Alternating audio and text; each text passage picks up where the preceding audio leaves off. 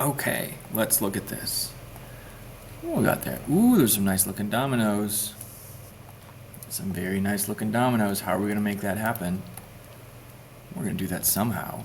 See, they keep going and going. Ooh, those are so pretty. We got our little camera looking at them. Hey, camera. Anyway, so today we're gonna learn how to do this.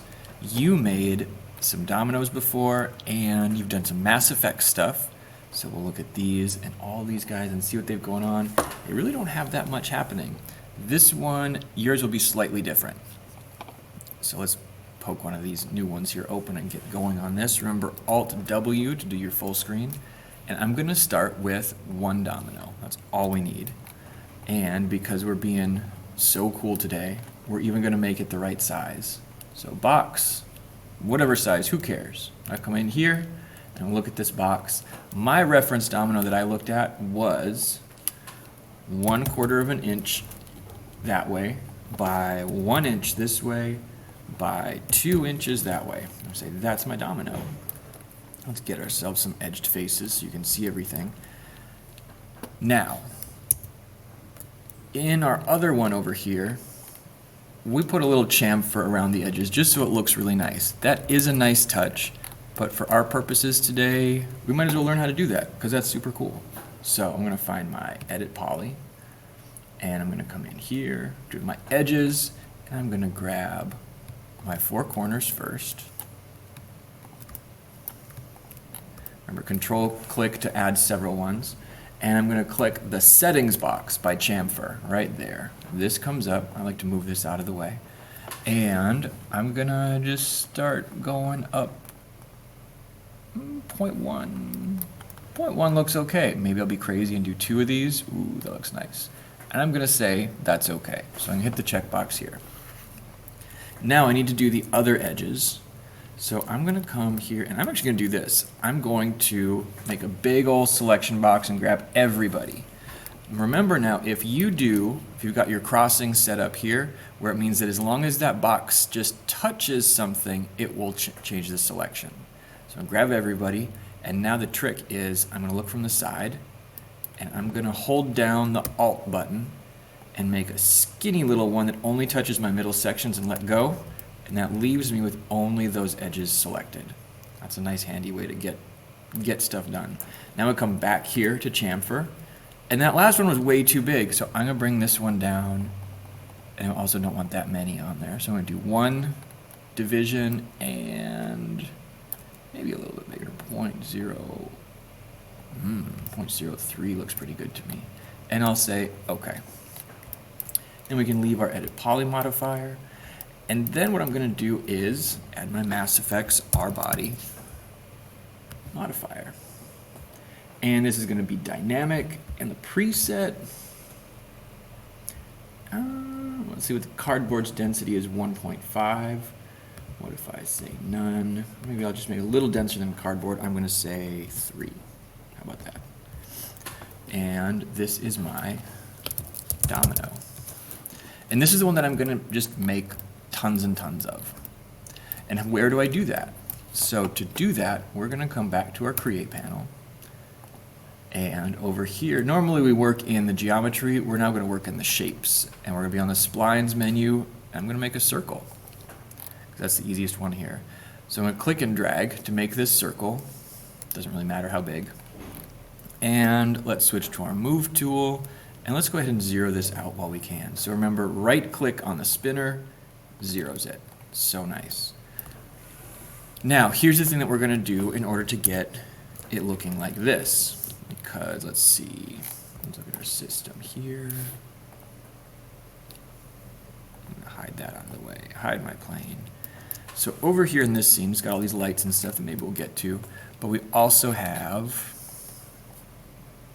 a circle there. And that circle's on the ground. I didn't zero that one out, but that's okay.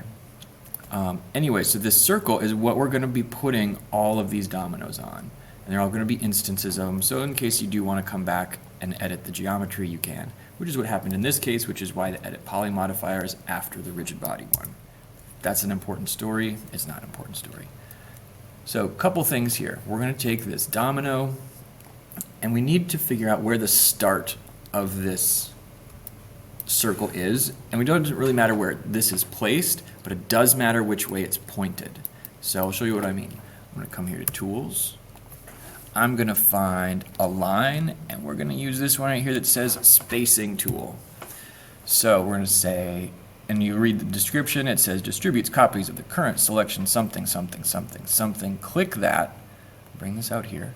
So we're saying pick a path. Yes, I will pick my path right there. Okay. The problem is I've only got 3. And I want more than 3. But what I'm going to do is I'm actually going to uncheck 3, and I'm going to check spacing.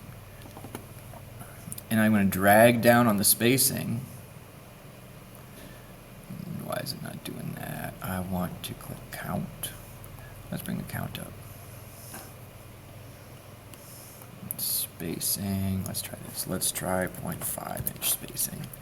All right, there we go. And we click here. So we see the spacing is not quite right. So we're gonna have to fix some things here. We're gonna say free centered, centered, blah, blah, blah. You know what? I might have to go back and look at my other one. 75 objects of 0.5 between centers. And we want to do this as, well, that's getting obnoxious. Follow, nope. Edges, there we go. Edges, not centers. And so you see right here where they're started is, the problem is they are all kind of pointed the same way. They're not going the right way. So we're going to check follow, but they're now going the wrong way. So they're following, but they're all pointed in, and we want to change that. So that means I need to change the way this one is turned. I'm going to turn on my angle snap up there, just because that makes life easier for me. And I'm going to turn this one 90 degrees. And come back here. And that fixed it. So it looks like this is basing it off of somewhere around here, maybe one of those sides. So, and it's kind of a glitchy thing where it's only going to show it while you're kind of active in this window. So yes, make sure that they are instances. We've got a count of 76. What if we say 75, 70? And what if we space them at 0.7? What does that look like? Maybe we want more. What if I say space them at 1? Yeah, I could probably go even more. So this part, I'm just kind of playing around. I'm just finding distances that look a little better to me. Yeah, that might be too much. I'm just going to go back to 1. And so it's got 70 of them. It's going at 1. And we can have a start offset here, where it's going to be over here to give yourself a little bit of space. Nope, not that one. Let's see, we want to start offset. There we go. So we spin this around, and I'm just dragging up on my spinner, and that just gives me some space in the middle. And that's just so that I can bump something into it. I'm going to set that about there, maybe. How about that? Let's just type in 4.5 and say that's good. And we'll say apply. And we can get this one out of the way. And so now what you've got is all of these. And if you look over here, it's a big old mess in your Scene Explorer, but I have all of these dominoes, and they are all instances. If I check them out, they all have the same settings as that other one. If I change one of them, they'll all change, but I don't want to do that. And so what I'm going to do next is I'm going to grab this guy right here, and I'm going to shift drag over there, and I'm going to make a copy, and I'm going to call this my falling domino. So this is not the one that's being referenced. This one, actually, I could probably just hide it because I don't care about that one. Come over here, move this one. Let's get in close. And this one I'm going to do is I'm going to rotate it. Rotate this one 90 degrees, get it roughly set up. Try to get it lined up nicely here. And this one, I'm actually going to set this one to kinematic. Everybody else is dynamic. And then this one, I'm going to keyframe a little bit of motion here. So I'm going to say auto. And you notice that its pivot point is nice and low right there. So I'm going to say, why don't you come out about 5 frames, go back to our rotate tool, and you go, how about there? So I'm just going to whap like that in five frames. It's going to be pretty quick. If I push play, it tipped over kind of fast.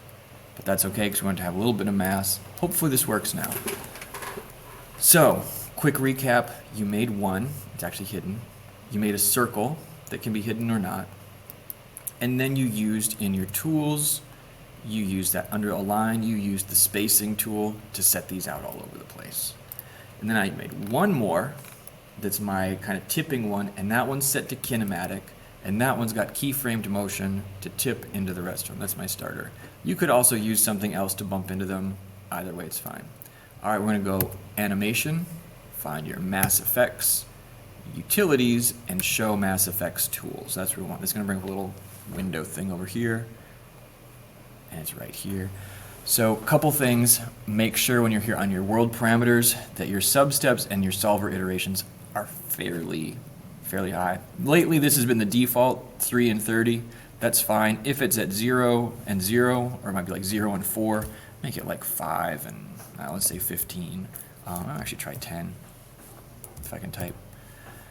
And that just basically has it think harder. And we do have use ground collisions, that's important. And then over here, also make sure high velocity collisions is unchecked. No idea why, but that's what everybody says. And then we're gonna go ahead and start the simulation. Only click it once, it has to think. So don't be impatient with it. And you see now it's going. This is amazing. It worked on the first try. It's not the first try, it's like the 6th try. It's just the first one not recorded for you guys, but you knew that. Cool, so that worked. Fantastic. Like 2 big things left. One, we're gonna reset this. I'm gonna play it again, and what you notice is, watch your time frame here. So I've only got 100 frames in this default setting. 100 frames is like right around here. I'm gonna reassign that. So if I'm gonna animate this, I need a lot more than 100 frames. So I'm gonna come down here, and I'm going to go to time configuration, and remember 30 frames per second, I'm just going to say 300. Let's say that this is going to be enough. If you wanted to be a little bit more diligent about it, you would start a timer when you hit your simulation. But anyway, I'm going to hit my simulation, watch it go, and hopefully this doesn't end there before this ends there. Just want to make sure you've got enough time. It's going to be close. I might not have been right. Nope, that wasn't enough. So I'm going to set it and bump this up again. What do we think? Maybe, how about 360? However long that is, 12 seconds. And then I'm going to start my simulation. And I'm just like, okay, that's going to be great. Anyway, once you've gone through that and you've got enough frames for your whole simulation to run, you are going to hit bake all. And don't bake all until your simulation is actually figured out and everything. But what that does is this is now going to put keyframes for all of these objects so that it's scrubbable, rewatchable animation. It doesn't have to calculate it again and again. Cool, so done that. And now you see I can scrub through my animation without having to rerun the simulation. And I see now that this ends actually around 3 something, so I could change this to 320. I could change it to 330. I'm going to say 330. Okay, cool. So now this animation ends pretty close to the end there. That's fantastic. So now you can push play, you can watch it as many times, and you did a great job. After that, it's things like adding cameras, adding lights, usual stuff. But yeah, and then you'll get there, and it will look great. It looks so good. Ask me if you have questions, you'll be fine.